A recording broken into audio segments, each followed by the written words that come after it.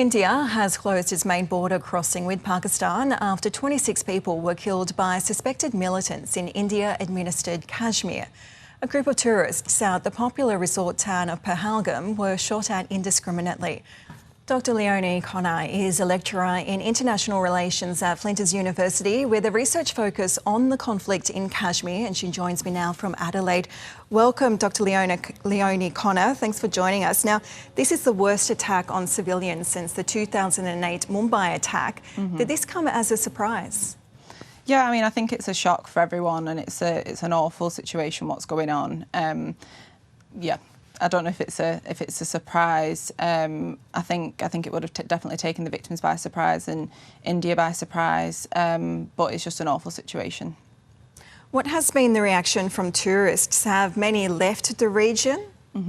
Yeah, I think there's lots of reports that tourists are trying to flee Kashmir, and tour operators are trying to get them returned safely. Most of the tourists that are in that region at the moment, I believe, are Indian tourists. What's the situation in Kashmir? There's records that there could still be a lot of violence taking place there. Is it generally a safe place to attract tourists? Yeah, I mean, I think there's a worrying narrative going on because there's been claims of normalcy within Kashmir since 2019 and since 2020 when the BJP Modi government revoked Article 370 and brought Kashmir into two union territories, part of India more broadly.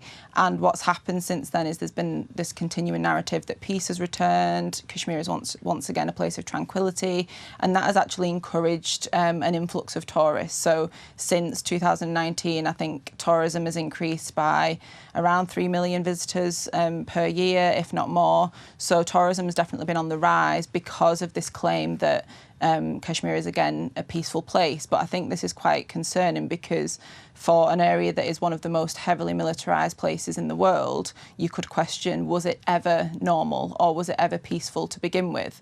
And was it a good idea to encourage tourists to return to this particular region of the world that is so heavily militarised? Has anyone claimed responsibility for the attack? There is a group reported to have claimed responsibility, but again, with it being such an unfolding situation, it's hard to determine if this is accurate or not.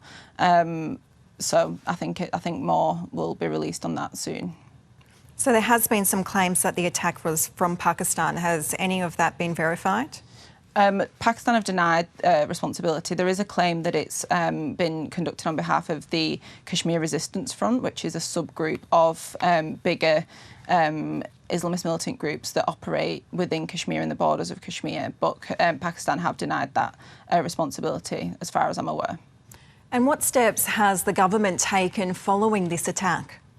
So far, I think they've gone down this kind of diplomatic route of expelling diplomats from India, particularly targeting Pakistan officials as well. There's talks that the water agreement, the water treaty, will now be reconsidered, and I think that there'll be closures of, obviously there's closure of the borders already as well. So I'm not sure if these measures will escalate. I'd be more concerned about what actually happens within Kashmir rather than how Pakistan and India use this situation as a political football. Is there expected to be a military response? So there's already arrests, I believe, taking place in Kashmir. There's already heavy security forces been deployed in the area where the attack took place. But given the kind of track record of security forces within Kashmir and the heavy-handed approaches that have happened in the past, I would believe or assume that these are going to increase. So we've seen curfews take place in the past in the Kashmir Valley. We've seen internet crackdowns, clampdowns on other civilian measures. So I'd be more worried about how this might impact Kashmiri civilians and their livelihoods and their kind of everyday lives now that this has happened. And again, there's a question mark around proportionality. What sort of proportionate measures might the security forces employ within Kashmir to try and catch those responsible for the attack?